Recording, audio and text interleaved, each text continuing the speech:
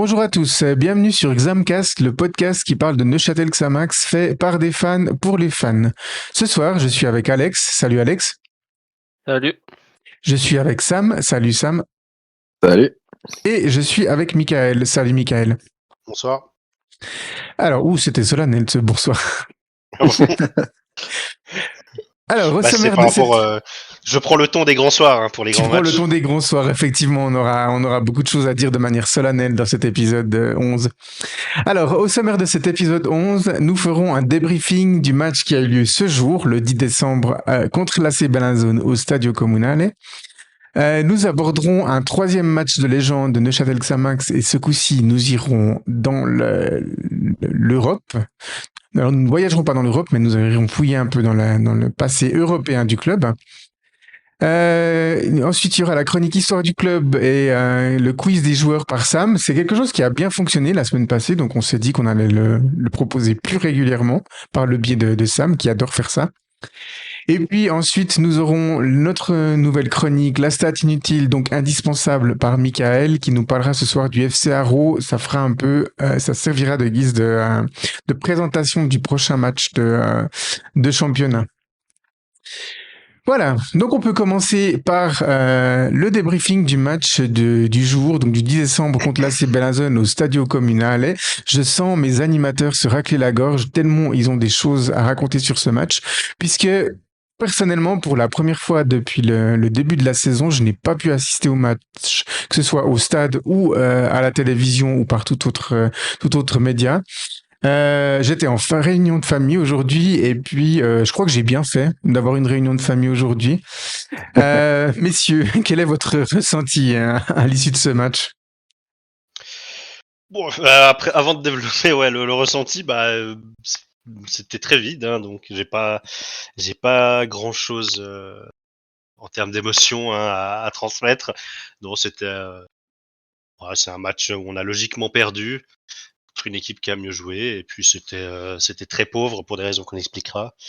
Mais voilà, un match vraiment sans pour le coup. Sam? Moi, je rejoins un peu ce qu'il dit.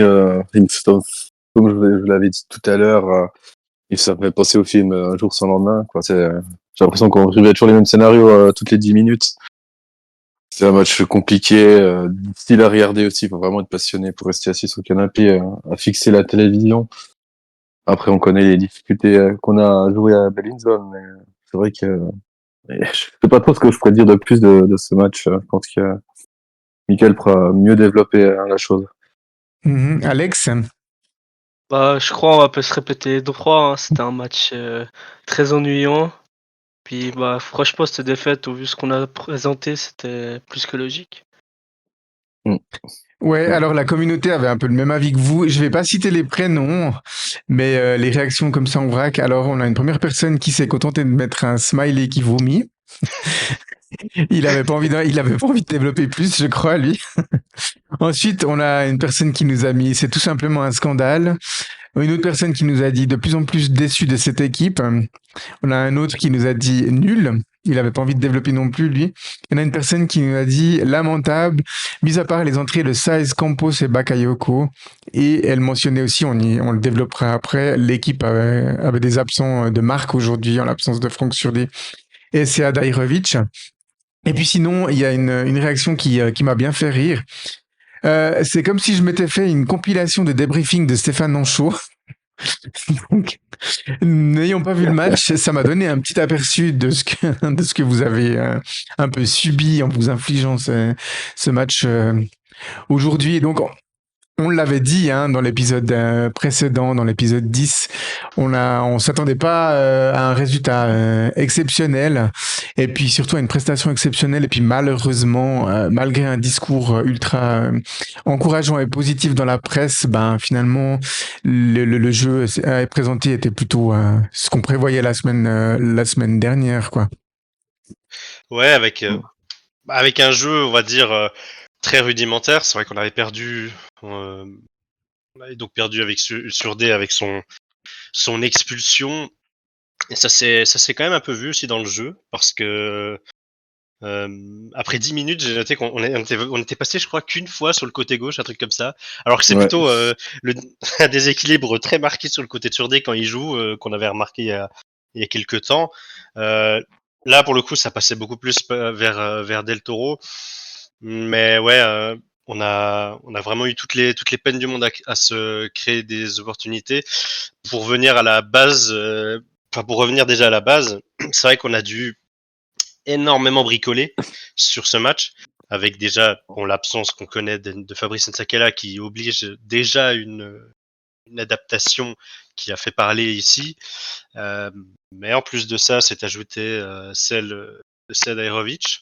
Donc on s'est retrouvé avec avec une défense centrale en central droit à Bedini et donc Epito dans cette position de latéral droit.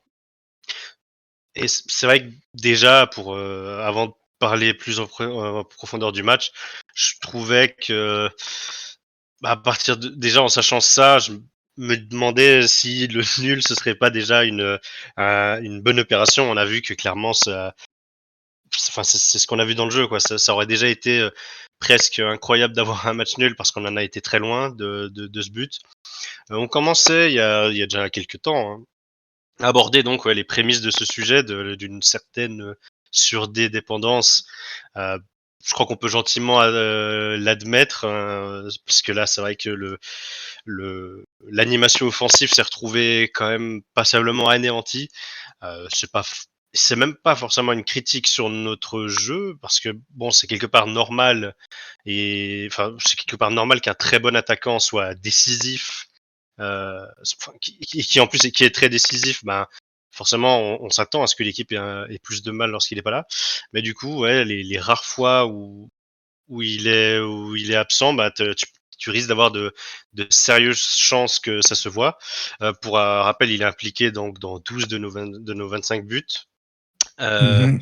Avec donc 6 buts, 6 passes décisives.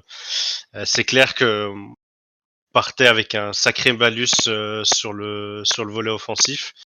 On ajoute à ça une défense fragilisée par des latéraux pas à leur poste et un défenseur central qui est aussi pas à son poste. On l'a clairement vu, c'est l'AC Benazon qui est entré dans ce match avec de bonnes intentions et qui a clairement dominé les débats. Alors Belazon était vraiment pas maladroit au moment de relancer proprement, hein, malgré le pressing. Malgré le pressing, ça a fait leur force pour ne jamais vraiment être trop inquiété. Mais après, ils ont pas non plus créé des immenses opportunités, hein, l'ACB dans l'ensemble, même s'ils semblaient plutôt à l'aise techniquement. C'était euh, C'était pas la large domination non plus, mais c'était quand même, quoique c'était quand même mieux que notre néant offensif. Mais voilà, ils ont quand même réussi à être beaucoup moins brouillons, à montrer qu'ils avaient beaucoup plus de certitude dans le jeu. Et à partir de là, dès la première mi-temps, en fait, on a vite compris qu'on allait avoir du mal à exister. On s'est créé 2-3 opportunités, pas forcément très franches dans cette première mi-temps. Bellinzone, de leur côté, se sont créés un peu plus, même si Guivarch n'a pas non plus, me semble, dû sortir le très grand jeu.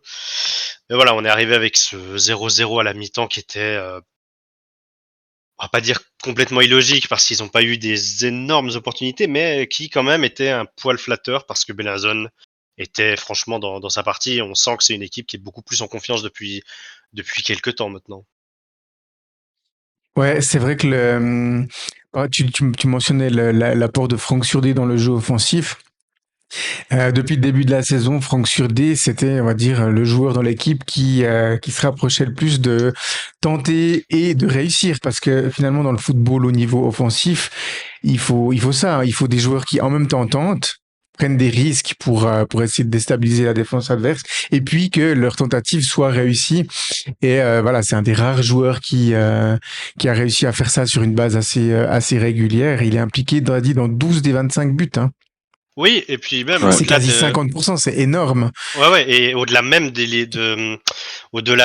stats bruts, donc dans à peu près 50% des buts, mais en plus, c'est dans 9 matchs sur ses 16 participations, donc à Surdey, il a juste pas fait ce 17e match. Donc il a fait une statistique, il a été décisif sur un but dans 9 de ses 16 matchs sur des, puisque c'est relativement bien étalé. En plus, il n'y a pas un match avec un triplé, un match avec un triplet de passe décisive. C'est relativement bien étalé. Et donc, ouais, c'est un joueur qui est décisif de bout en bout sur ce premier tour. Mm. Ouais, très clairement. Et puis, le problème défensif, on l'a évoqué la semaine passée aussi, avec, la semaine passée, on l'a amené de manière interrogative. Comment Uli Forte allait bricoler la défense? On se demandait déjà, est-ce qu'il allait revenir sur une base à 3 avec, en plus de ça, 2 pistons sur les côtés ou vers cette défense à 4. Alors, il l'a dit et redit, au moins, il est fidèle à son principe que l'équipe est plus à l'aise avec une défense à 4. Il privilégie visiblement le choix de l'expérience en plaçant Erissa Bedini au centre de la défense, en mettant Yohan Epito sur le côté.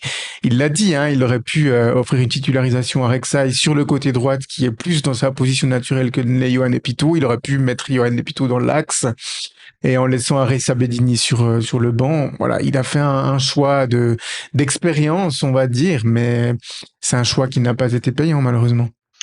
Pour le coup, ouais, Epito a été quand même mis pas mal en difficulté par Trésor Samba sur son côté. C'est d'ailleurs lui qui marque. Il lui a fait la samba tout le match. Quoi. Ouais, alors voilà, si on veut entrer dans ce genre de blague, on peut le dire. Ouais, voilà. Non, il a fait pour le coup, c'est Trésor Samba qui a fait un bon match. Ouais, on peut faire des blagues sur Samba, sur Trésor, il y a tout ce qu'il faut. Voilà, vous faites ce que vous voulez. Et on a senti que ça a été tout de suite vraiment plus dur. C'est un ailier qui a un peu de percussion, qui est pas forcément facile à bouger. Donc à partir de là, quand t'as pas des vraies qualités de latéral, ça devient tout de suite plus délicat, et ça s'est senti tout de suite en fait. Pour maintenant, on peut déjà aborder cette deuxième mi-temps, mais en fait, à la mi-temps, je me suis demandé si on pouvait juste vivre avec un triste 0-0 qui aurait été déjà pas si mal. Mais ouais, après le but qui est arrivé en seulement 58 secondes, j'ai très vite compris qu'on reviendrait pas, parce que disons, toute la première mi-temps laissait pas de quoi être très optimiste quant à nos chances de revenir dans un match si on était forcé à marquer. Je pense que le meilleur résultat qu'on aurait pu avoir, ça aurait été un 0-0. Mais voilà, ça n'a pas été le cas. But en 58 secondes, c'était un côté droit de la défense qui était pas bien placé. Trésor Samba qui a fait un match intéressant et qui là prend le dessus, il marque. Je sais pas si Ivarch peut être un peu mieux sur son premier poteau, mais bref, il fait quand même une frappe en puissance, et de toute façon, il se joue du côté droit de notre défense facilement. Donc bon, voilà, là, il est quand même pas mal laissé à l'abandon, Ivarch, abandonné par sa défense. Donc ouais, clairement, là, on a senti que ça allait être compliqué. Ce but qui correspondait quand même à une certaine logique, même si c'était, je pense, ça leur meilleure occasion. Et ils ont su en profiter. Voilà, ils se sont pas ratés dans un match qu'ils devaient gagner. La suite, ça a été très compliqué. Il y a eu une bonne action sur une bonne opportunité sur une tête de Winkler sur un centre, un corner, mais avec un bon arrêt de Jacobucci. Et puis ensuite, des changements, le triple changement à la 60e avec Bakayoko, Saez, Campos. Tout ça, non, je trouve pas réellement apporté dans l'animation offensive. On n'a vraiment pas. Ça a été un match quand même. Voilà, c'était vide, et quand même on peut noter à la fin un manqué de rap sur une tête à la 92e qui aurait pu arracher et presque voler, enfin peut-être pas, mais enfin voilà, obtenir un nul flatteur. Ça n'a pas été le cas. Bon, c'est dommage qu'il se rate dans ces moments-là quand même. Mais bon, de manière générale, je pense qu'on peut pas avoir de regrets sur un match comme ça. On a juste pas été bon contre une meilleure équipe. Ouais. Voilà. Ça aura été le débriefing le plus court de l'histoire d'Examcast pour notre 11e épisode. Mais c'est vrai que quand le contenu est pauvre, quand le contenu se répète d'un match à l'autre, on a malheureusement pour nous et pour vous, chers auditeurs, si on n'a pas forcément plus de choses à dire sur le match, on va en rester là pour la partie débriefing. On va pas non plus faire durer les choses pendant des heures et des heures pour vous raconter exactement les mêmes choses, puisque l'équipe n'a pas proposé grand-chose cet après-midi. On ne peut malheureusement pas non plus vous proposer grand-chose. Je sais pas, messieurs, si vous avez encore des réactions suite à ce déplacement qui a dû être pénible. On salue d'ailleurs les supporters qui nous écoutent, qui ont fait le déplacement de ce match. Ils ont tout notre respect, du coup. Effectivement, et non, bon, je pense que, en tout cas pour ma part, il n'y a pas grand-chose à retenir de ce match. On sait aussi pour quelles raisons ça a été plus compliqué, forcément. Devoir adapter une défense entière ou presque, c'est déjà pas simple pour être solide. Et puis ensuite, bah, tu perds ton meilleur élément devant. Voilà, je suis pas forcément surpris. C'est pas le plus gros choc de l'année, franchement, de pas gagner ce match. C'est dommage de prendre un but très rapidement en seconde période, mais voilà, pas. Je pense qu'il n'y a pas grand chose d'autre à dire. Il faut oublier ce match. Et puis, enfin, oublier peut-être pas, faut en tirer peut-être des enseignements, mais voilà, je pense que en tant que supporter, c'est un match à oublier. Ouais. Oui, effectivement, quand j'avais vu l'agenda et que ce match était planifié en même temps que mon dîner de famille, ben, j'étais un peu déçu au début. Parce que, bah, évidemment, je devais mettre la priorité sur ce repas de famille. Puis finalement, je le regrette pas trop mon choix. Donc peut-être, chers auditeurs, vous avez été aussi dans ma position à moi. Vous n'avez pas pu voir le match parce que vous aviez des obligations familiales ou d'ordre privé. Bah voilà, vous n'avez pas raté grand-chose en loupant ce match. Du coup. Effectivement. Voilà, donc on peut passer à notre deuxième chronique qui est le match de légende. Alors, j'ai pas beaucoup parlé dans cette première rubrique. Là, je vais parler beaucoup plus dans cette rubrique-là. Je l'ai préparé un peu à l'avance parce que je savais que je n'allais pas pouvoir voir le match et que je n'avais pas grand-chose à dire dans la partie du débriefing du match contre Bellinzone. Alors, pour ce troisième match de légende que je souhaitais évoquer à l'antenne aujourd'hui, comme je le disais dans l'intro, nous allons partir dans le passé européen, le glorieux passé européen de Neuchâtel Xamax, en faisant un bond en arrière, précisément le 23 octobre 1991. Messieurs, est-ce que vous vous souvenez ce que vous faisiez le 23 octobre 1991? Alex? Bah, j'étais pas né. Oui, Michael? Les souvenirs sont un peu flous après. Voilà. C'est un peu flou.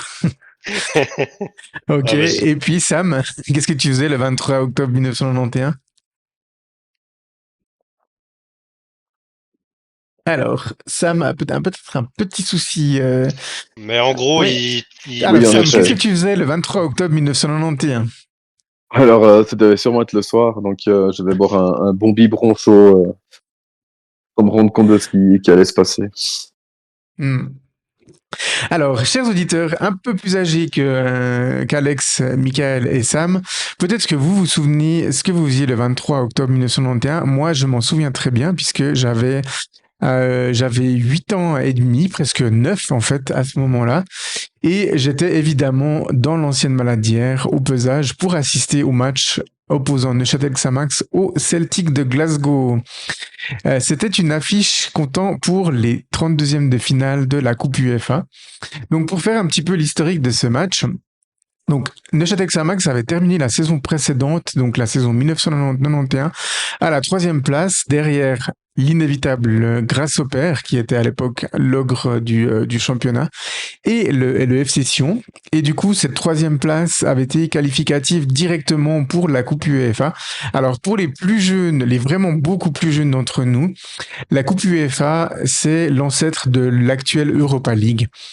Les coupes européennes étaient organisées assez différemment à l'époque en 1991. Donc les clubs champions allaient directement dans la coupe des clubs champions.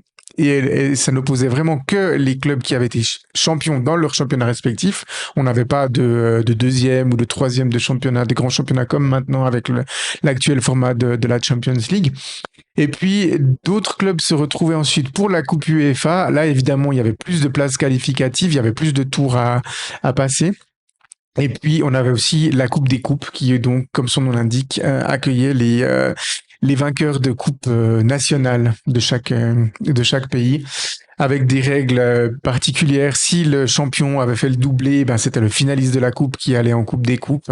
Et puis si le vainqueur de la Coupe des Coupes avait terminé deuxième du championnat, en Suisse, ça arrivait assez régulièrement, et la troisième et la quatrième place donnaient des places qualificatives pour ces coupes européennes, alors que normalement seule la deuxième et la troisième place permettaient d'aller dans la Coupe UEFA. Donc là, Neuchâtel Xamax avait gagné sa place directement via son classement. Et puis à l'époque, donc c'est Roy Hodgson qui est à la barre de l'équipe. Il venait de boucler sa première saison.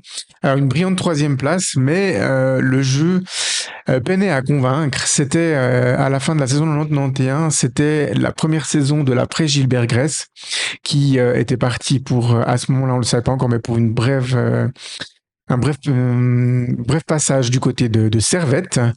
Et puis l'équipe et les supporters sont encore un peu, on va dire, en deuil de l'équipe de Gilbert Gress et du jeu finalement présenté par le Xamax de Gilbert Gress, qui était, ma foi, fort attractif. Et puis Roy Hodgson avec son flegme britannique, comme on lui connaît, et puis son jeu beaucoup plus direct que ne l'était celui de l'équipe de Gilbert Gress, peinait à convaincre malgré des résultats. Les gens se disaient oui, il a hérité d'une bonne équipe, d'un bon contingent qui s'est construit sous Gilbert Gress et qui vivait très bien, donc il n'a pas eu grand-chose à faire pour obtenir cette belle troisième place. Et puis, les premières critiques commencent peut-être à donner un peu raison, puisque à l'approche de ce match européen contre le Celtic Glasgow, Neuchâtel Xamax est vraiment à la peine en championnat. Donc, au moment d'accueillir le Celtic Glasgow, l'équipe est seulement 7e sur 12, puisqu'à l'époque, on avait 12 équipes, en tout cas dans la première partie du championnat. Et puis avec 16 matchs disputés pour seulement 15 points engrangés. Donc actuellement, c'est plutôt une bonne performance de Neuchâtel Xamax quand on a 15 points après 16 matchs. Mais à l'époque, c'était bien au-dessous de ce qu'on pouvait attendre. Alors je le rappelle aussi pour les plus jeunes d'entre nous, que à cette époque-là, les victoires ne rapportaient que 2 points et pas 3 points. Donc ça permet aussi de relativiser un peu cette performance, mais quand même, du côté de Neuchâtel qui était habitué à avoir été champion ou à truster les premières places, occuper la 7e place, c'était quand même relativement décevant. L'équipe s'était qualifiée assez difficilement au tour précédent en Coupe européenne en éliminant le prestigieux club de Floriana-La-Valette, club de Malte, pour voir un peu votre géographie. L'équipe s'était imposée 2-0 à Neuchâtel. Donc c'était vraiment, l'équipe était sortie en fait sous les sifflets, car malgré la victoire, ce 2-0 avait été jugé comme insultant. Pour vous dire, le FC Floriana-La-Valette avait un niveau de jeu qui était probablement comparable à une équipe de Première Ligue actuelle ou de Promotion League. Donc gagner 2-0 à domicile contre une équipe de ce niveau-là, ça a été jugé comme une contre-performance. D'ailleurs, le match n'avait pas été bon. J'y avais pas assisté moi à celui-là, mais c'était pas très rassurant. Et puis, surtout, avait fait 0-0 au match retour à Malte. L'équipe s'était contentée vraiment de gérer le maigre avantage acquis au match aller. Et puis voilà, n'avait pas convaincu non plus. On était d'autant moins confiant puisque quand on a vu que voilà, on avait tiré le Celtic Glasgow qui était quand même encore à ce moment-là un grand club européen. Enfin, ils le sont toujours mais ils ont eu une époque un peu creux de la vague, mais à ce moment-là, ils étaient encore dominants et c'était une équipe vraiment référence dans le paysage européen. Donc tout le monde se disait ouh là là, ça va être compliqué. Xamax était jusqu'à présent invaincu à la Maladière et puis tout le monde tremblait pour cette série d'invincibilité. Et puis, lors du week-end avant ce match, nous nous étions inclinés contre Young Boys. Et puis, pour l'anecdote, il y avait un espion, évidemment, du Celtic Glasgow qui était présent dans le match. Et à la fin, il avait sobrement dit, il était sorti, il avait dit qu'il était très rassuré en sortant, ce qui n'était pas tellement une bonne nouvelle pour nous, finalement. Et il avait dit, on espère pour Xamax qu'ils joueront mieux contre nous, sinon ça va être compliqué pour eux. J'ai retrouvé l'article de presse de ce match contre Young Boys et c'est vrai que les reproches qui étaient faits à l'équipe, peut-être ça va vous évoquer quelque chose, messieurs. On évoquait une défense fébrile par moment et une attaque en manque d'inspiration. Alors je sais pas si ce sont des critiques qui vous rappellent quelque chose. C'est révolu cette époque, heureusement. C'est révolu cette époque. Ben, c'est en tout cas ce qui était reproché à cette équipe de Neuchâtel Xamax qui restait, je le rappelle, quand même sur une excellente performance dans la dernière saison et qui alignait quand même des très très bons joueurs. Donc on en attendait beaucoup plus de notre équipe. Comme je le disais avant, le Celtic alignait des joueurs de classe mondiale. Alors je me permets d'en citer deux quand même qui pour moi étaient les plus emblématiques.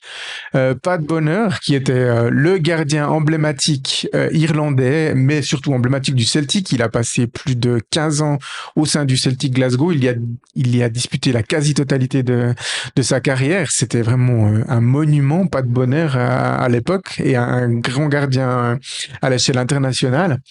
Et puis, le Celtic s'est présenté aussi avec Tony Cascarino. Je pense que ce nom doit vous évoquer quelque chose aussi. C'était lui aussi, si je ne me trompe pas, un joueur irlandais. Le Celtic Glasgow avait énormément de joueurs irlandais à l'époque dans son contingent. Et puis Tony Cascarino qui a passé quand même par des clubs comme Chelsea ou l'Olympique de Marseille. Donc voilà, c'était aussi un joueur très coté pour un championnat comme le nôtre. Donc on craignait un peu le pire. Les supporters écossais avaient été fidèles à eux-mêmes. Ils étaient arrivés vers midi à Neuchâtel et puis sans doute déjà un petit peu alcoolisés, mais ils étaient très confiants. Ils chantaient. Ils avaient chassé les locataires habituels de la place Purie et puis ils avaient décoré la statue de David de Purie avec des drapeaux du Celtic. Enfin voilà, c'était bonne ambiance quoi, comme d'habitude avec les supporters écossais. Et puis il n'y a pas eu de problématique particulière à déplorer, mais en tout cas, vraiment des supporters écossais qui étaient très très très confiants que leur équipe allait ramener un résultat positif, voire très positif de ce match. La Maladière était bien garnie ce jour-là puisque elle comptait 11 300 spectateurs et pour avoir été dans le stade, je peux vous dire que ce chiffre n'avait pas été exagéré, contrairement à certaines influences peut-être de ces derniers temps. Il y avait bel et bien 11 300 personnes, il y en avait peut-être même un tout petit peu plus, puisqu'à l'époque on s'amusait pas à compter à l'unité près les spectateurs. Messieurs, un petit quiz. Est-ce que vous arrivez à me citer, allez, 4 joueurs qui étaient dans le 11 de départ de Neuchâtel Xamax ce soir-là? Sam, peut-être? Allez, 4. Allez, Est-ce que Cormabeuf était déjà là, encore là? Alors, Joël Corminboeuf était sur le banc. C'était Florent Ouais. Delay, le. C'était Florent Delay, le titulaire, oui, au but. Allez, encore d'autres joueurs. La défense, 4 joueurs, selon vous, qui étaient de droite à gauche. Et je vous assure qu'ils jouaient presque tous à leur poste naturel. Alors, il y en a 2, vous pouvez les trouver assez facilement. Il y en a un autre, c'est un peu plus difficile. Puis le dernier, c'est assez improbable. En défense, tu dis? Ouais, sans regarder, hein, sans tricher. Vous pouvez aussi jouer Ouais, chez non, vous bien à sûr. domicile. Ouais, je pourrais pas te dire alors. Bah, je pourrais Alors, pas. le latéral droite était Alain Vernier. Le latéral gauche, déjà un peu plus connu chez nous et au niveau du football suisse, c'était Walter Fernandez. Un des défenseurs centraux, c'était Hani Ramzi, l'Égyptien. On y reviendra après un peu plus tard dans cette chronique. Et puis le dernier défenseur central, c'était assez improbable à trouver quand même, il fallait s'en rappeler.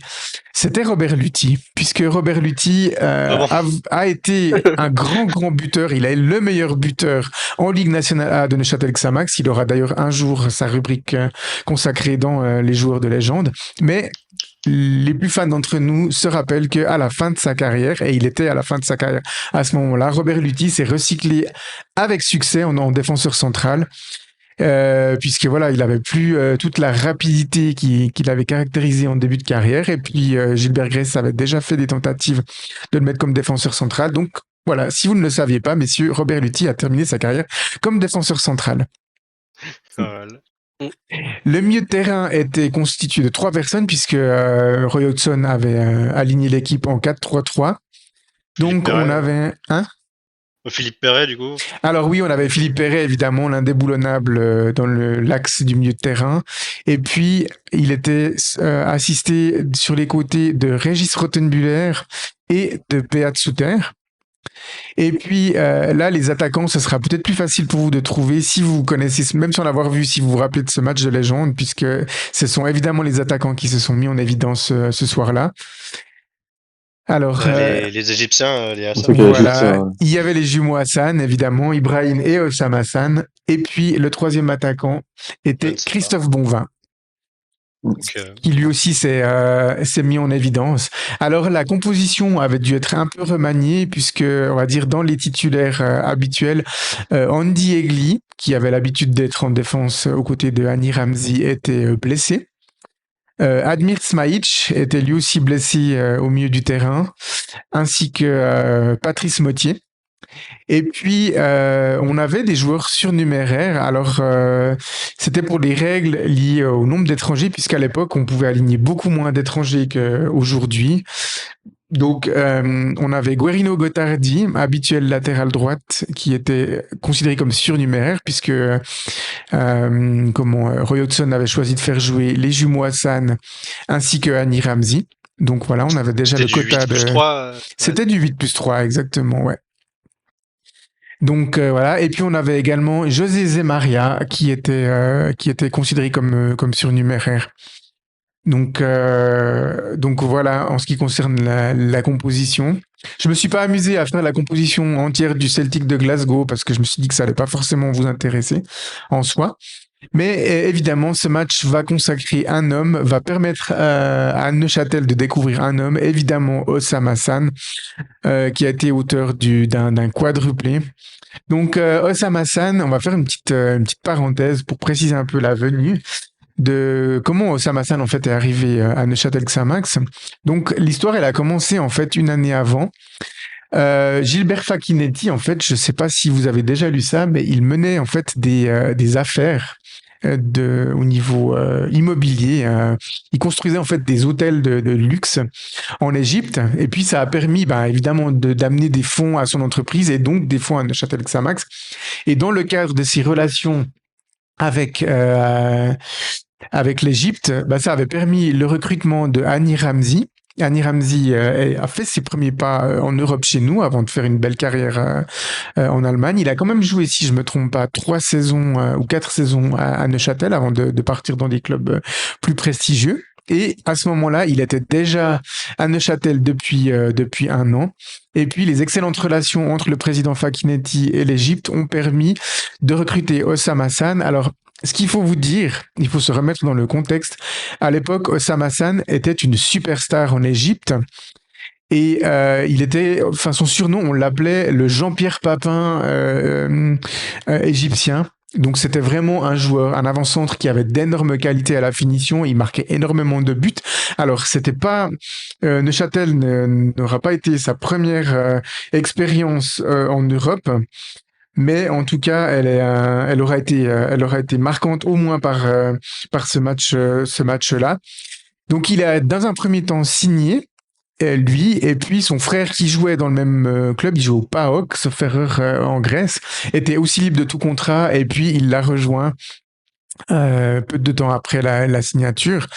Et donc ils ont rejoint Hani Ramzi qui a aussi joué un peu l'intermédiaire pour favoriser l'arrivée.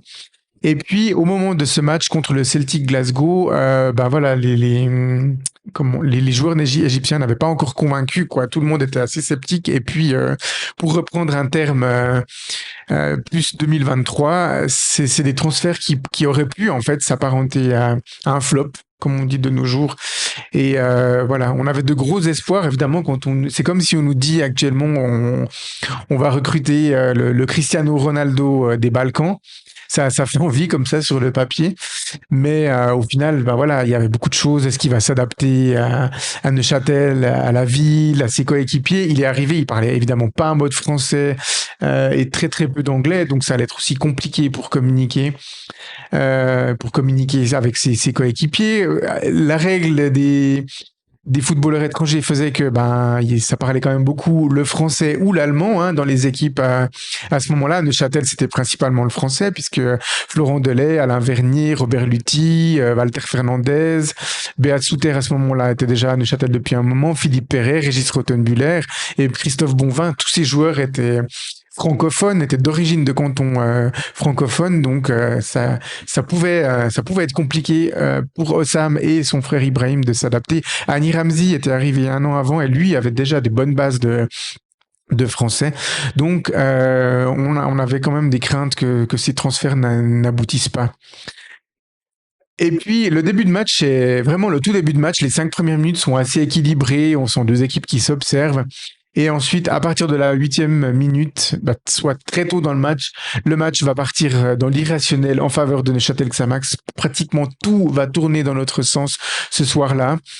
Et à la 8e minute, sur un corner de Beat Souter depuis la gauche, Osama San plonge dans le carré des 5 mètres et peut frapper une tête puissante que Pat Bonner est littéralement transpercé.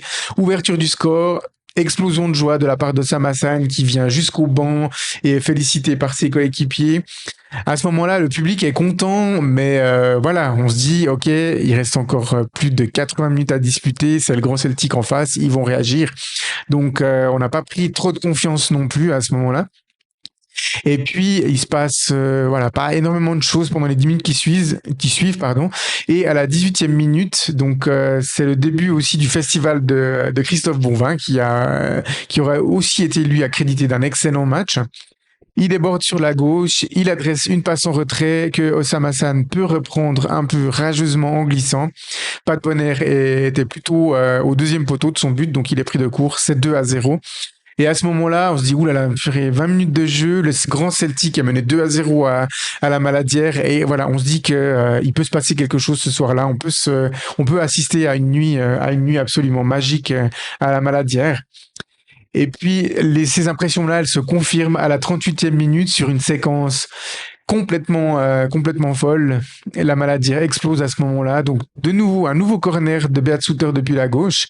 Et là, Osama San, on croit déjà au triplé. Il catapulte sa tête sur la barre transversale. Et le ballon arrive à Annie Ramsey, qui était monté sur le corner. Il le prend dans l'angle des 16 mètres, il déborde sur la droite, il élimine un défenseur du Celtic Glasgow et il adresse un centre parfait entre deux défenseurs à Christophe Bonvin. Christophe Bonvin qui était grand comme joueur, il était un excellent joueur de tête, donc il arrive à reprendre le ballon parfaitement en le mettant hors de portée de Bonner. C'est 3-0, le Celtic est KO debout. La mi-temps arrive et puis les joueurs de Celtic ont la tête basse. Les quelques 1000 supporters écossais qui ont fait le déplacement se sont tus. On les a climatisés vraiment parce qu'ils faisaient quand même beaucoup de bruit en début de match, je me souviens. Et puis la Maladière est en fête, le public est debout et ovationne les joueurs qui sortent à la mi-temps 3-0 et puis c'est ultra mérité.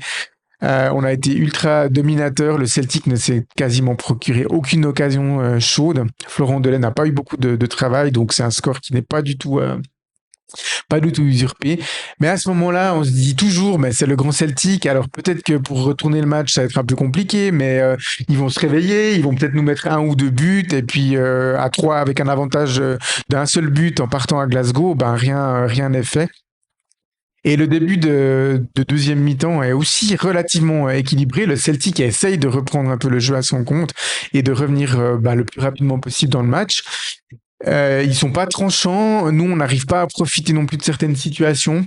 Donc le score ne bouge pas jusqu'à la 58e minute où là, on assiste vraiment à un bijou de Philippe Perret qui adresse une passe vraiment millimétrée pour Osama San qui fait un magnifique appel entre deux défenseurs. Il gagne le duel contre son défenseur et il arrive à reprendre le ballon qui file sur la droite des buts de Pat Bonner et à ce moment-là 4-0 à la 58e minute. Et là, on se dit, mais voilà, là, ils vont gagner ce match, c'est sûr et certain, mais le Celtic va repartir avec une véritable correction, quoi.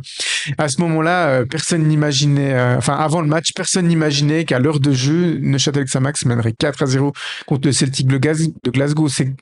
Honnêtement, c'est comme si on recevait, alors on va peut-être pas dire Manchester City ou un des grands clubs actuels, mais c'est comme si on recevait, je sais pas, une équipe on va dire de haut tableau du championnat d'Angleterre ou d'Espagne et qu'on leur mettait 4-0 à l'heure de jeu. C'était vraiment sur le papier l'écart qu'il y avait entre nous et le Celtic Glasgow.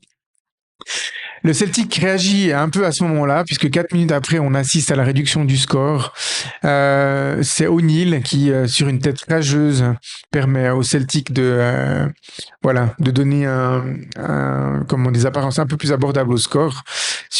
Donc c'est 4-1 à ce moment-là. Et puis on se dit que voilà, le Celtic va peut-être pousser pour réduire le plus possible l'écart. Il n'en est rien.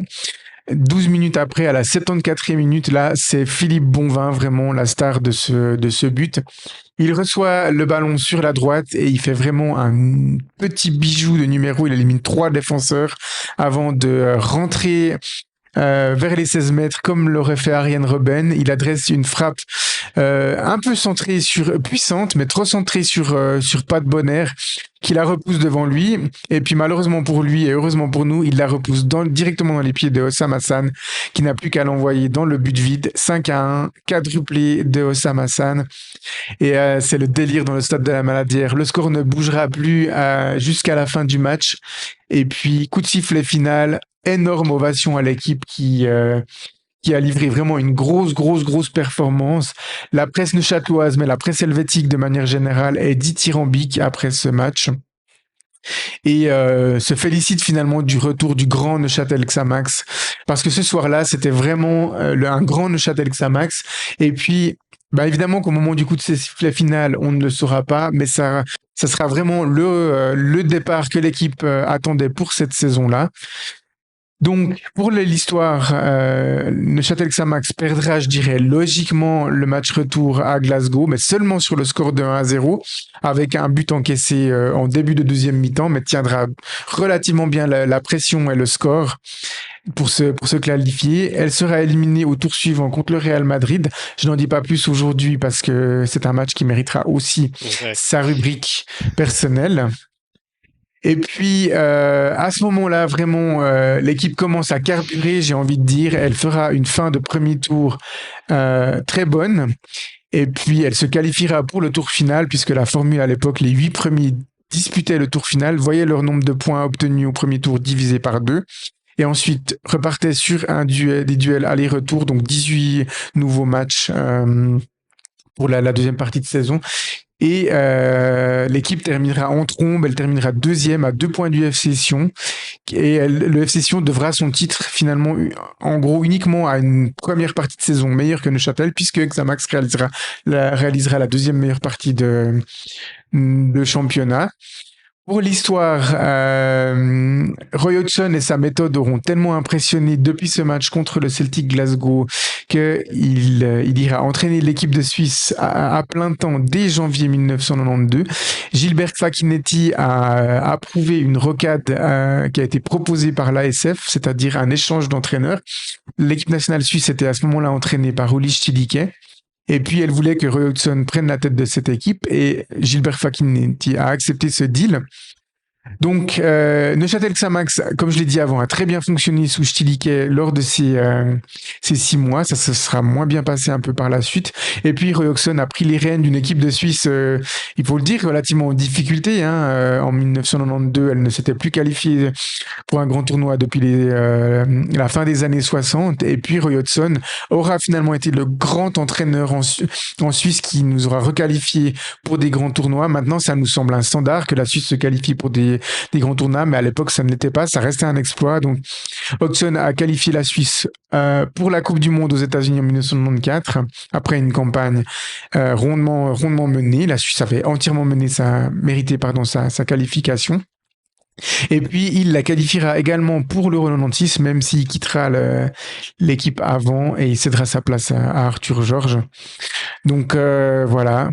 Et puis, en ce qui concerne les frères Hassan, surtout Hossam Hassan, on aurait pu imaginer que ce match allait être le déclencheur de sa carrière, en tout cas à Neuchâtel.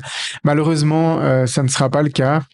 Il disputera encore quelques matchs sous Roy Hodgson, mais sous Uli Stielike, ça ne passait pas, puisque Uli Stielike est très rigoureux sur certains points, et ça a été compliqué pour Hossam, mais aussi pour Ibrahim Hassan de s'adapter. Et puis tous deux quitteront le club à la fin de cette saison-là, après n'avoir quasiment disputé aucun match durant la deuxième partie de saison. Donc, on peut se dire que ces transferts n'auront, à part ce match-là ou ces matchs-là, puisque Ibrahim Hassan a aussi été décisif contre le Real Madrid, n'auront pas apporté grand-chose pour notre club, malheureusement pour eux. Et puis voilà, comme je disais, ils quitteront le club à l'issue de cette saison. Alors, en ce qui concerne un petit peu plus personnel. Moi, je me souviens, ce match, c'était un mercredi. Hein, du coup, ma maman, elle m'avait fait une excuse à mon prof d'école primaire. J'étais à l'école primaire à ce moment-là, comme quoi j'aurais pas pu passer ensuite. J'aurais pas pu aller à l'école le lendemain. Alors au jour d'aujourd'hui, on se déclarait sûrement malade, mais je me souviens que ma maman, elle avait vraiment fait un mot comme quoi j'étais allé au match et puis que je ne pouvais pas aller à l'école le lendemain parce que on était rentré très tard. Alors le clin d'œil du destin, c'est que ce prof aujourd'hui, ben je le tutoie. Et pourquoi je le tutoie? C'est parce qu'il a son siège juste derrière le mien au stade. Donc voilà, Antoine, si tu écoutes cette petite chronique, et je sais que ton fils Nicolas l'écoute aussi, ben je vous salue. Donc voilà, on en rediscute encore régulièrement de cet épisode-là et ça nous fait beaucoup sourire parce que je me souviens plus, Antoine, si lui il était à ce match-là, mais en tout cas moi j'y étais, mais il le savait du coup. Donc voilà, Nous, ça c'était pour la petite anecdote. Oui, Michael, tu voulais nous, réagir? nous, quand on était à l'école, on n'avait pas match de Coupe d'Europe de Xamax le mercredi. On n'avait pas. Nous, Ouais, c'est des excuses malheureusement que vos parents n'ont pas pu utiliser pour vous faire louper l'école le mercredi ou le jeudi matin. Mais Alors, ouais, c'est clair. Je sais pas si ça serait tellement validé comme excuse maintenant de louper le match pour que ça max. Les gens diraient juste il est malade et puis il voilà, dirait c'est bon. juste il est malade, mais c'est vrai. Je pense que ce serait pas autant indiqué comme ça, autant aussi clair. Ouais. Mais je me souviens que j'avais presque supplié ma maman pour qu'elle accepte de me prendre au match parce que j'avais été frustré, j'avais pas pu venir au match contre la Valette. Et puis quand j'avais compris qui on jouait après, ah bah évidemment à l'époque j'avais 9 ans, j'avais pas encore toutes les connaissances du foot que j'ai aujourd'hui, mais je savais quand même que le Celtic de Glasgow, c'était un grand club. J'avais lu l'article dans le journal, donc je voulais absolument y venir. Et puis le tour d'après, quand on avait tiré le Real Madrid, je vous explique pas comment j'étais devant ma maman Ah, mais de toute façon, pour la supplier, maman, s'il te plaît, prends-moi, je veux voir le Real Madrid au match. Ne me laisse pas à la maison en train de dormir en plus parce que c'est même pas que parce que en fait l'argument de ma maman à la base c'était mais c'est même pas que tu peux parce que le match passait à la télé. Elle me disait mais t'as 9 ans, tu dois aller au lit quoi, ça va être trop tard pour toi. Donc voilà, donc je remercie tous les joueurs de Neuchâtel Xamax ce jour-là d'avoir fait une belle performance parce que je me suis pas endormi. Je pense que j'aurais pas pu en dire autant du match d'aujourd'hui, mais à l'époque, il y avait absolument aucune chance qu'on s'endorme dans ce magnifique ancien stade de la Maladière qui avait vibré. On va pas dire comme jamais parce qu'il y avait aussi des grosses ambiances, mais il avait vibré parce que ce jour-là, Neuchâtel Xamax avait sans doute livré d'un point de vue européen sa prestation la plus aboutie. On a battu des grands clubs, on en reviendra dans des prochaines chroniques, mais on les avait jamais étriés comme on a étrié ce jour-là le Celtic de Glasgow. On organiserait un match aujourd'hui entre Neuchâtel Xamax et le Celtic Glasgow. Je pense que déjà on ne le gagnerait pas ce match et ensuite c'est nous qui prendrions une tôle monumentale. Tant l'écart maintenant est encore plus à l'avantage du Celtic Glasgow. Je sais pas si vous avez encore envie de réagir, messieurs. non, mais c'est clair que ça devait être immanquable hein, comme match à l'époque de toute façon, d'accueillir le Celtic et le Real Madrid à domicile. C'est marrant parce que c'est difficile à imaginer hein, aujourd'hui quand t'es d'une génération qui a connu clairement d'autres choses avec Xamax. Voir ce genre d'image et tout, c'est toujours un sentiment particulier parce que tu vois que c'est vraiment une autre époque quoi. C'est vraiment différent. C'est difficile de s'imaginer, de se mettre dans l'esprit d'un supporter de Xamax européen à l'époque. C'est pas mal, c'est très intéressant à écouter et à regarder les images, etc. Ouais, très clairement. Moi, je suis content d'avoir vécu ça un jour. Je sais pas si je le revivrai un jour dans ma vie de supporter de Neuchâtel Xamax, mais je pourrais dire, voilà, j'y étais. Alors, pour la petite anecdote, Alex, tes parents, ils étaient à ce match? Tu leur as demandé? Mon papa, c'est possible, mais ma maman, je pense pas. Mhm. Et puis toi, Sam, tes parents, ils allaient au stade, je me souviens plus. Tu penses qu'ils y étaient à ce match? Bon, ils avaient en même temps un bébé d'1 an, donc voilà. Il me semble que mon père y était. Faudrait que je lui repose la question, mais je crois que mon père y était, ma mère, je sais pas. Ouais, mais il me semble qu'il y a des membres de ma famille qui y étaient, ça c'est sûr. Moi, mon père Mhm. devait y être. Je lui ai jamais demandé sur ce match précisément, mais il m'a déjà raconté tellement de matchs européens qu'il a vécu à la Valadière qu'il y était très probablement à celui-ci aussi. Mhm.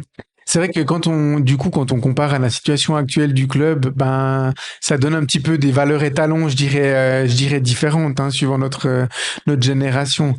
C'est vrai Ouais. que si je compare la situation actuelle au match contre le Real Madrid, ben, ça me fait beaucoup plus mal que si je la compare à la chute après Chagayev ou autre. Donc, ça crée des fois un assez grand décalage. À l'époque, on était une référence au niveau du championnat suisse et on était un adversaire extrêmement respecté sur la scène européenne. Ouais. C'est un fait. Ouais, et c'est assez fou à imaginer. Ouais. Voilà. Ok, donc je pense qu'on peut passer maintenant la chronique suivante. Donc c'est l'histoire du club et puis Sam qui va nous refaire un petit quiz. Du coup, on t'écoute Sam. Exactement. Donc chers auditeurs à domicile, vous pouvez également jouer. Hein. Et puis on vous promet comme d'habitude que nous ne trichons pas, bien qu'on soit tous derrière nos ordinateurs, mais on ne triche pas.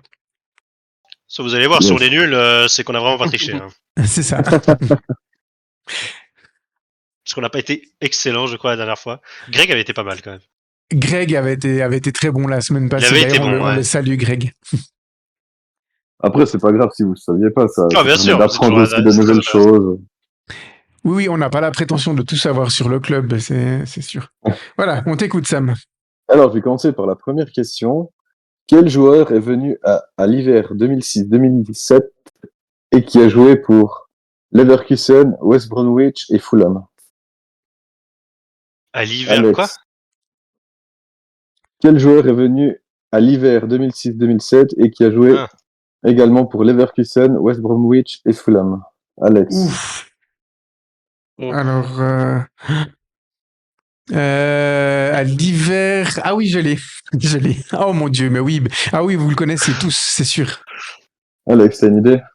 Non, alors j'ai absolument aucune idée. Michael? Non, alors. Attends, mais on le connaît bien? On le connaît? Ah, mais bien sûr. Non, Alors, c'est non, sûr et non, certain, non, vous le non. connaissez. C'est sûr. Vous l'avez C'est sûr. Je l'ai. forcément eu Et dans d'ailleurs, je une pense que ça avait peanut été un des transferts les plus surprenants et dans ces surréaliste. années-là.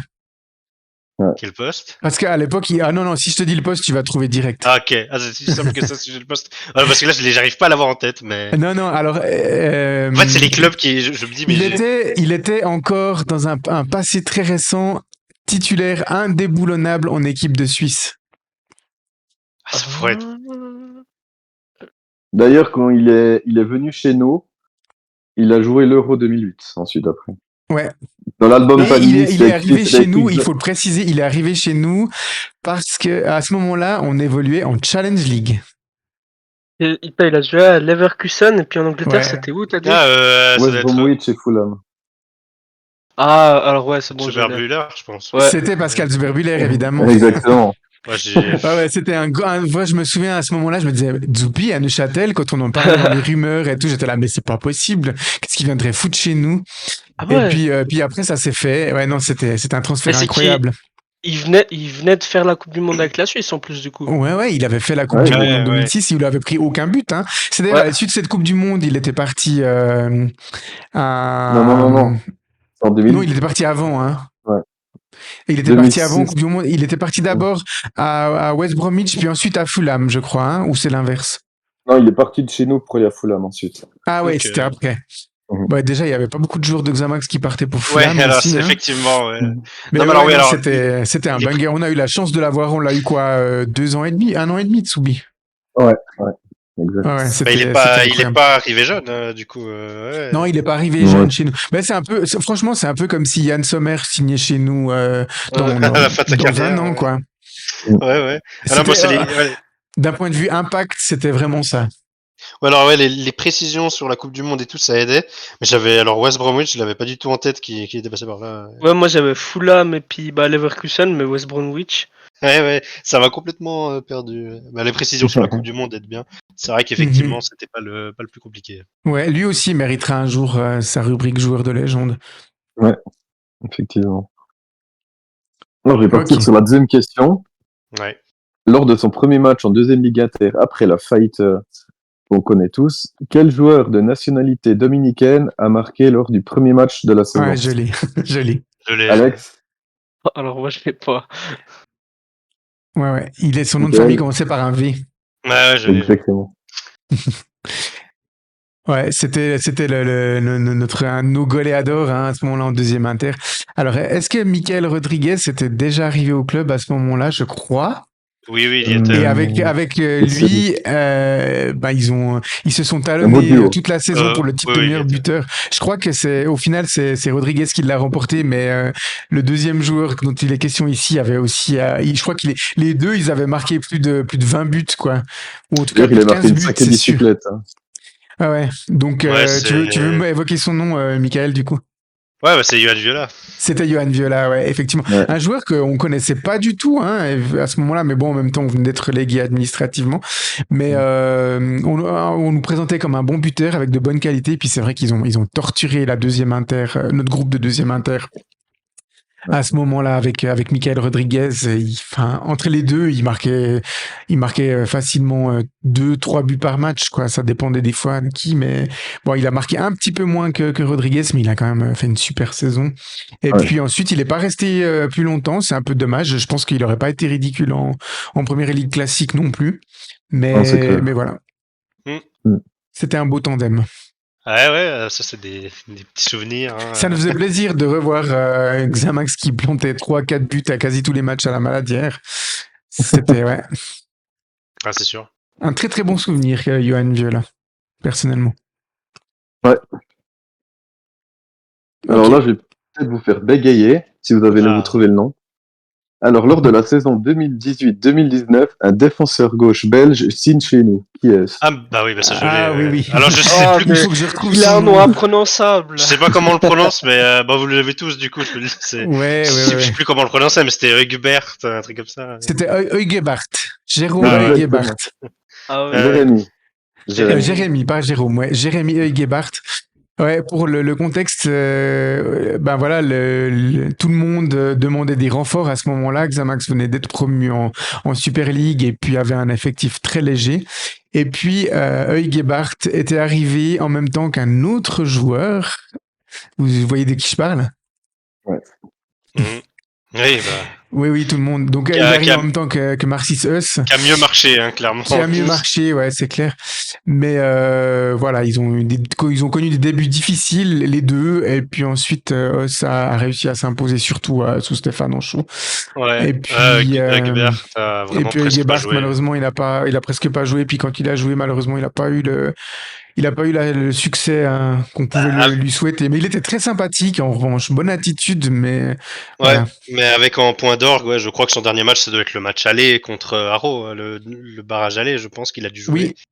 Oui. Voilà.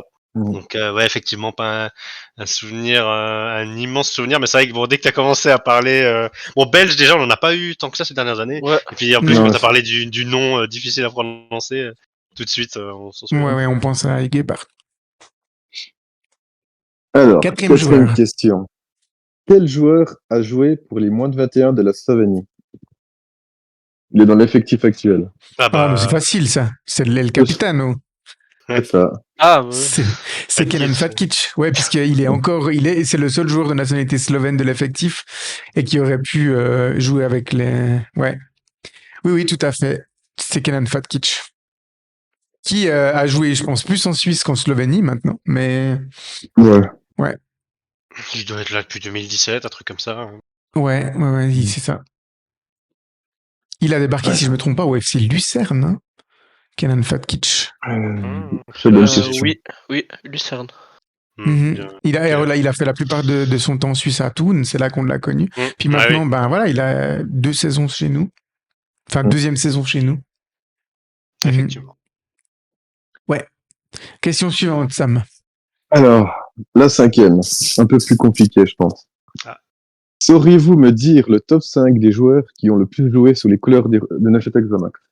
Ouf, Oh, attends, le c'est une brut, question le très top large, là. Ah ouais. Oh là là, ouais, alors, Bon, Philippe Perret en numéro 1, c'est évident. ouais. Exactement. En deuxième, je mettrais Raphaël Nuzzolo. Non. Ça doit être c'est pas le deuxième. Ah non, il est pas dans le top 5. Il est pas dans le top 5 du tout, tu penses? Ah ouais, parce qu'en fait, il a énormément joué en Swiss Football League, mais pas que avec Xamax. Donc, Ouais, bah, il a joué quasiment que chez nous. Il a fait 4 ou 5 Oui. saisons à Berne, mais sinon. Alors, C'est ça qui les fait. C'est stats ça que qui j'ai, le classement que j'ai mis, j'ai pris sur le site de Nochte Examac. Donc, s'il y a erreur, faudra écrire D'accord. à la com. Ok, donc on contactera peut-être Laurent Weber, l'archiviste du club, pour qu'il nous confirme ou infirme ces informations-là. S'il nous écoute, on l'invite à prendre contact avec nous. Alors, donc, Rafael Nuzzolo n'est pas sur cette statistique. Ok. Donc, il doit y avoir Joël Cormin-Boeuf, ça c'est clair. Non. Même pas. Ouais, c'est dur. Alors, c'est vrai que. Donc, Robert Lutti. Ouais. Oui, bon, ça, d'accord. Ouais, c'est vrai. Lutti deuxième, ouais, exactement. Ok, Père et Lutti, bon, ok. Ensuite, qui est-ce qu'on pourrait avoir encore là-dedans Il n'y a pas Cormain. Oui, j'avoue que. Il n'y a pas Cormin-Boeuf. Donc, ça inclut aussi les joueurs étrangers, hein, on est d'accord. Ouais, exactement.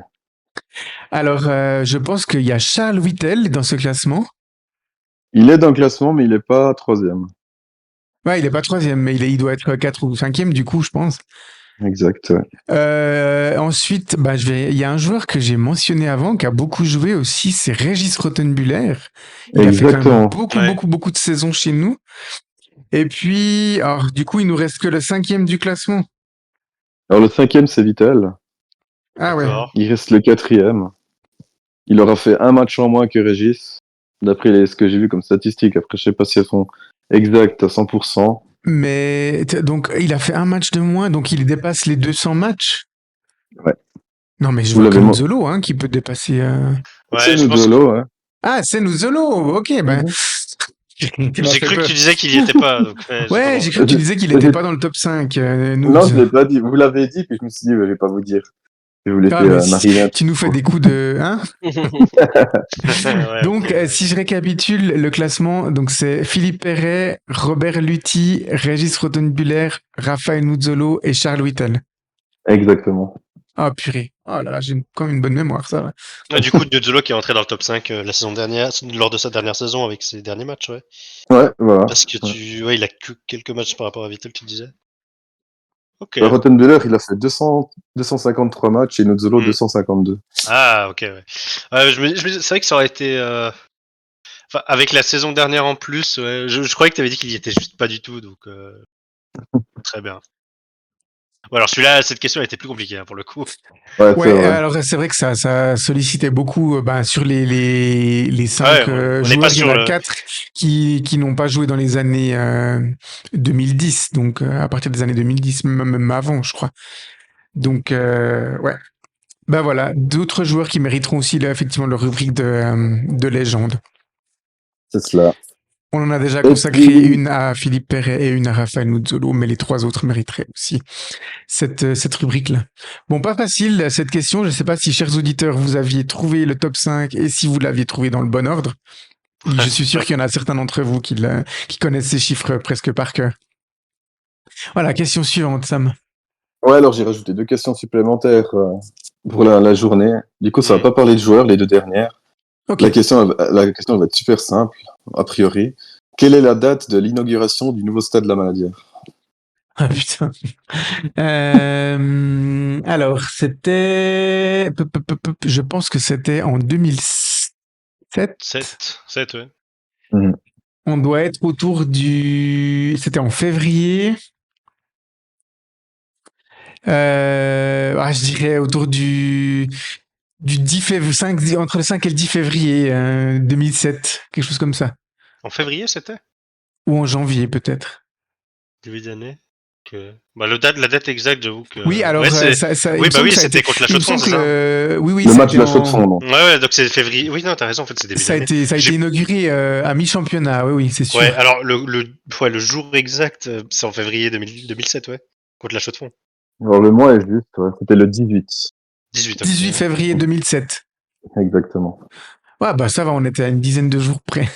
La mémoire est plutôt bonne. Ouais, je pense qu'on a un peu tous nos repères temporels différents pour se rappeler de la date de l'inauguration de la Maladière. Moi, je faisais mes études proches de la Maladière à ce moment-là, puis je me rappelle, j'avais été dégoûté que nouveau stade, ce nouveau centre commercial tout beau ouvre 6 mois avant la fin de mes études. Pendant 3 ans et demi, on n'avait rien pour aller s'acheter un sandwich à midi. Et puis oui. là, ben, ça avait ouvert dans les dans les derniers Ouais. mois avant que je finisse mon école. Ah bah quand t'as Euh, étudié ensuite, quand t'as étudié à Neuchâtel aux alentours de la Maladière, c'est le point de référence après. Hein. Clairement, Ah ouais. clairement. Je me souviens au Donc lycée. c'est pour ça que j'arrive à me rappeler assez facilement de la date puisque j'ai terminé mes études en 2007. Ouais. Et puis on arrive déjà à la dernière question. Du coup, La dernière qui sera en 2 parties. Quelle est la pire affluence en moyenne sur une saison à la Maladière? j'ai j'ai envie de dire la saison dernière, mais je crois pas. Je crois que c'est même pas la pire. Non, Alors, toute ligue confondue. Moi, j'ai quand même envie de sortir la saison de deuxième Inter, mais s'il nous fait une mauvaise blague, il va nous dire c'était pendant le Covid, mais quoi qu'on a peut-être fait plus qu'en 2 inter, parce c'est que ça. Il va nous sortir le Covid. Ouais, t'as raison. Non, alors c'est bien en 2012-2013, Ouais, deuxième Ligue Inter, celle de avec 2 une inter quand moyenne même. de 752 spectateurs. J'ai Ouais. mis en parenthèse celle J'y étais. J'ai mis en parenthèse celle du Covid, mais je voulais pas la compter, ça serait trop facile. Bon, voilà. On était à 386 pendant le Covid, donc Ah, il y avait quand on même va un peu de pas- monde. Hein. Ouais, parce que les premiers matchs, ouais. Oui, oui, on est d'accord. Et puis la Et meilleure puis, affluence moyenne. la Alors meilleure ça, ça, influence de moyenne. Mhm. Oh, alors là, il faut remonter dans les années 80 ou une 90. année de titre, je suppose, mais bon, c'est. Ah, Je sais je pas. pense que c'est difficile à dire. Je pense que l'année qui a suivi le deuxième titre, l'année où on joue le Real Madrid en Coupe Club Champion, c'est-à-dire l'année, je pense, 88-89. Ouais.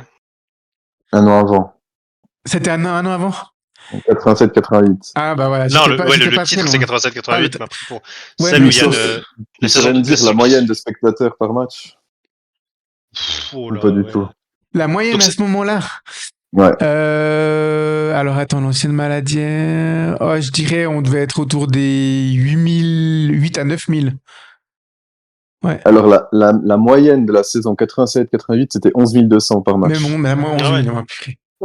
Ouais, on faisait plus de 10 cas Bon, c'est une année. chaque week-end à la Maladière. C'est une année de titre hein, quand même. Mais Ouais, ouais. aussi. C'est des Ok. belles années. Ah bah ça. C'est vrai que mis en perspective avec les chiffres de la maladie actuelle, enfin avec la maladie actuelle, ça ferait une maladie pleine à tous les matchs. C'est ça. Ça ferait quasiment ça, ouais, c'est clair. Bon, on avait des adversaires qui se déplaçaient en masse aussi, hein. Du coup, ils venaient pas de Vaduz ou de Chafouz, donc ils venaient, ils venaient peut-être plus nombreux. Puis surtout, on n'avait pas de match le vendredi soir, hein, à l'époque. Les matchs, c'était le samedi soir ou le dimanche après-midi, donc Ouais. ça aidait aussi à ramener beaucoup plus de monde. Les Neuchâtelois expatriés venaient aussi beaucoup plus facilement. On avait quand même un grand bassin de population. Bah, tes parents sont dans cette catégorie, hein, Alex, qui venait de Fribourg. Les amateurs de football fribourgeois qui voulaient aller voir des matchs Ouais. de Ligue nationale A, bah, ils devaient aller soit à Lausanne, soit à Berne, soit à Neuchâtel. Et beaucoup choisissaient Neuchâtel. Donc, on avait aussi une grande communauté de fans venant de Fribourg. Donc, ouais, c'était pas surprenant. Moi, j'étais pas à la Maladière dans ces années-là, mais même les années d'après, on avait encore facilement 8 à 9 cas de moyenne, quoi. Ça dépendait un peu des adversaires, mais ouais, c'était des affluences qui n'avaient rien à voir avec aujourd'hui. Pourtant, la ville de Neuchâtel était moins peuplée qu'aujourd'hui, Ouais. mais voilà. Il y a un bassin de population, il y a du potentiel pour amener beaucoup de public à la Maladière, ça c'est une évidence. Donc voilà. Ben, merci pour ta chronique, Sam. Avec plaisir. Et puis, n'hésitez pas à réagir sur nos réseaux, nous dire si vous avez obtenu les bonnes réponses. Alors ce soir, j'avoue que c'était un peu plus compliqué de faire le grand chelem que la semaine passée quand même. Donc voilà. Ok, on peut passer à la rubrique suivante et là on va parler de la stat inutile donc indispensable. C'est notre petite rubrique qui nous sert un peu d'avant-match pour le prochain match puisque du coup Michael va nous parler de notre prochain adversaire, notre dernier adversaire pour cette année civile 2023. J'ai nommé le FC Haro. Alors, Michael, quelle stat inutile mais indispensable as-tu pu nous dégoter? C'est plus une constatation vraiment très peu utile à savoir, hein, mais sachez que le FC Haro est, avec le FC Vaduz, l'équipe qui présente la répartition la plus équitable dans les buts qu'il concède. Donc pour info, moi, je fais une compilation des buts marqués et encaissés de chaque équipe par tranche de 15 minutes. Sur une fiche Excel. Voilà, je fais ce genre de choses. Et c'est la seule équipe avec Toon à encaisser, on va dire, un peu tout le temps, sans qu'une grosse tendance se dégage. Pour être plus précis, Haro encaisse dans des proportions très similaires entre la 15e et 75e minute. Donc chacune des 4 tranches de 15 minutes entre la 15 et 75e représente donc chacune 20% des buts encaissés. Vient ensuite les 10% encaissés dans le dernier quart d'heure et 8% dans le premier quart d'heure. Donc on arrive à quelque chose à un bilan très équilibré, une répartition plutôt équitable. Quand on aime les stats, c'est une constatation presque satisfaisante à faire, on va dire. C'est évidemment ni bien ni mauvais. Tu peux encaisser que 2 buts et s'ils sont dans le temps additionnel, bah ça fait 100%, alors que t'encaisses 50 buts de manière équitable partout, bah t'as encaissé 50 buts et c'est pas bien, hein. C'est ni bon ni mauvais, mais voilà, Haro, c'est pour le coup d'ailleurs une défense plutôt mauvaise de Challenge League, on va dire, par rapport à la moyenne générale de buts par match. Mais c'est amusant de voir que c'est le seul club qui encaisse une très faible proportion de ses buts dans le dernier quart d'heure, temps additionnel compris. Là où les 9 autres clubs ont une proportion vraiment non négligeable de leurs buts qui sont pris dans ce fameux dernier quart d'heure. C'est pas toujours la majorité des buts, mais quand même souvent une bonne partie avec des répartitions beaucoup plus aléatoires entre les différentes minutes où les équipes prennent des goals. Par exemple, Xamax, nous, notre plus grande tranche de minutes, on concède 33,33% de nos buts sur le quart d'heure de reprise de jeu, donc entre la 46e et la 60e minute. Et voilà, donc c'est une équipe qui, elle, ne s'embête pas à choisir, ils ont aucune préférence et ils encaissent un peu tout le temps. Très bien. Alors, un petit message à nos auditeurs. Si vous-même ou une personne de votre entourage souffre de troubles du sommeil, pas besoin de vous faire prescrire des somnifères par votre médecin. Nous avons un remède 100% naturel. C'est le tableau Excel de Michael. Alors, les membres de Xamcast, on a eu la chance de l'avoir sous les yeux. Et puis, on vous assure que c'est fascinant. C'est en même temps beau et ennuyé en même temps. C'est effrayant. C'est vraiment fascinant, ce tableau Excel. On espère qu'un jour, on pourra le diffuser sur nos réseaux pour que vous vous rendez compte ce chef-d'œuvre que c'est le tableau de statistiques tenu par Michael et alimenté par les clubs de Challenge League, du coup. Donc, si on suit les statistiques, Michael, qu'est-ce qu'on peut attendre du coup de ce match contre le FC Haro? Et si on suit pas les statistiques d'ailleurs, qu'est-ce qu'on peut attendre de ce match contre le FC Haro? Enfin, Michael et messieurs, hein, du coup. Ce match, en réalité, c'est difficile de savoir quand on attend. Haro, c'est pas une équipe. C'est vrai que eux aussi, c'est une équipe qui a un parcours qui ressemble presque au nôtre, hein. Ils ont pas aussi bien commencé que nous. Ils sont un peu plus réguliers de manière, on va dire, globalement moyen. Mais c'est vrai que c'est aussi une équipe qui fait un peu. J'ai l'impression qu'on dit ça du 2/3 de nos adversaires en Challenge League, quoi. Alors non, parce que le problème, c'était que nos derniers matchs à domicile, on les a joués contre des équipes qui étaient en très mauvaise forme, mais on les a pas gagnés. Voilà. Non, là, c'est une équipe, on va dire, plutôt moyenne comme nous, mais bon, c'est vrai que je commence un petit peu à désespérer de revoir des bons matchs, ou en tout cas des victoires, même un peu arrachées à la Maladière. C'est quand même un truc important que j'ai déjà évoqué dans cette émission. Parce que on voit qu'elle se vide bien, hein, cette Maladière, et je sais pas, je suis pas forcément optimiste pour ce match. C'est une équipe qui va pas être facile à jouer, Haro. Mais bon, concrètement, c'est aussi pas un ogre, puisqu'il n'y en a pas beaucoup dans cette Challenge League. Mais voilà, on a un peu la fâcheuse tendance à être bon contre, j'ai envie de dire, presque personne. Donc ouais, à voir. Mais je suis pas forcément hyper optimiste. Ouais, Alex, t'as des attentes pour ce match? Bah, mon attente, c'est de limiter la casse pour les vacances, quoi. Il est toujours dans l'optimisme, j'adore. Donc Bah, ça vaut va mieux. pas changer d'un épisode à l'autre, ça va pas changer, tu veux qu'on ait le moins de blessés possible. Franchement, vaut mieux que on se retrouve à la trêve avec le moins de blessés possible et puis que qu'on essaye d'au moins d'éviter de perdre ce match. Ce serait déjà pas mal avant la trêve. Ah, quand même, un peu plus d'optimisme. On essaye d'éviter de perdre. On va tenter Ouais, d'éviter. ça va être compliqué. Sam, t'as des attentes particulières ou t'es comme nos deux collègues? Bah, je m'attends il y a une belle petite victoire quand même, parce que je trouve qu'Arros, c'est pas une équipe très constante. Elle peut gagner comme elle peut perdre à tout moment. Donc, je me dis que ce sera peut-être le match. La chance sera de notre côté, puis qu'on finira l'année en beauté. Et si on pouvait gagner 1-0 en marquant dans les 15 premières minutes, j'aurais un graphique pour le FC Arrow complètement symétrique. Mais sinon, je vais bien, hein, mais voilà. Alors moi, quand je fais comme une conversation un peu standard, vous savez, vous êtes avec quelqu'un que vous connaissez pas très bien, mais vous devez parler avec lui. Qu'est-ce que vous faites? Ben vous commencez à parler de la météo. Ben moi, j'espère qu'il fera pas trop froid dans ce match parce que franchement, la deuxième mi-temps contre Vaduz, outre le match un peu pénible auquel on a assisté, ben il faisait froid quand même dans cette maladière. Donc voilà, on aurait pu craindre que la neige arrive et s'installe durablement. Bah, il en a rien été. Et je crois pas que c'est prévu qu'il y ait à nouveau de la neige, mais j'espère qu'il fera pas trop froid. Parce que je pense qu'on n'aura pas beaucoup l'occasion de se lever de nos sièges et puis de s'exciter vraiment sur le match comme on a pu le faire parfois contre le Celtic de Glasgow par exemple. Donc ouais, ben voilà. Mais en même temps, quand je me dis que mes attentes principales, elles reposent autour de la météo, c'est que j'ai vraiment, mais vraiment aucune attente d'un point de vue performance, d'un point de vue sportif. C'est moyen, ouais, effectivement. Une victoire ne nous placerait pas dans une position optimale pour la suite de la saison. Une défaite non plus. Un nul. Voilà. Donc au final, je mets pas tellement d'attente sur Ouais, comptablement, comptablement parlant. pas grand On chose. espère juste que voilà, on évite le 5-0 ou le 6-1 par exemple. Et puis qui nous mettrait dans des positions un peu compliquées pour la suite de la saison, même s'il y a une pause derrière.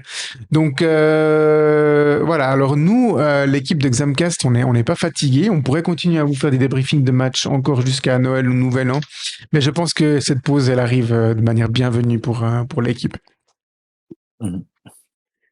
Donc voilà, on aura encore j'allais dire une purge, je vais dire, on aura encore un match à non, mais tu l'as dit, donc. et puis, mais je l'ai dit. Voilà, donc je prends le carton jaune aigreur, il est pour moi ce soir. Voilà, voilà. Donc et puis il est entièrement mérité, je l'avoue.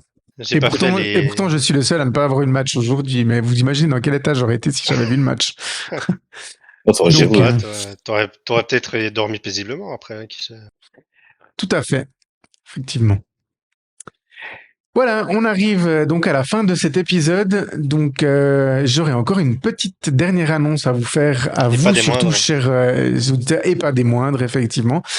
Nous l'avons annoncé la semaine dernière qu'il y aurait un épisode 13. Donc l'épisode 12 sera consacré au débrief, principalement au débriefing du match contre le FC Arrow. Nous aurons le plaisir d'accueillir un supporter fan du club qui a souhaité venir parler à l'antenne de Xamcast. Donc voilà, nous aurons l'honneur d'avoir sa présence la semaine prochaine. Et puis nous avons aussi évoqué un épisode 13 avec un invité exceptionnel. Donc, en fait, l'épisode 13 sera consacré à un bilan complet de ces 2 premiers tours de championnat. Et puis, donc, nous aurons l'honneur et le plaisir d'accueillir à l'antenne d'Examcast Greg Bingley, ancien vice-président sous la présidence de son papa. Christian Bingley, et puis actuel speaker au sein du stade de la Maladière. Donc, à l'issue de la diffusion de cet épisode d'Examcast, une story sera publiée sur nos différents réseaux sociaux. Vous aurez l'occasion de poser vos questions à Greg Bingley, et puis nous ferons un peu un tri parmi toutes les questions que nous ne manquerons pas, on l'espère, de recevoir, et puis les questions qui reviennent le plus souvent lui seront posées, et il y répondra avec plaisir à l'antenne d'Examcast. Donc voilà, on est très content et on le remercie déjà d'avoir accepté notre invitation. Et on se réjouit de l'avoir à l'antenne de Xamcast. Voilà, donc c'est tout pour cette émission. On vous donne rendez-vous la semaine prochaine pour l'épisode 12 et on vous souhaite une bonne soirée. Bye bye Alex, Bye. bye bye Sam Bye bye. et bye bye Michael. Salut. Bonne semaine à tous et on se réjouit de vous retrouver la semaine prochaine.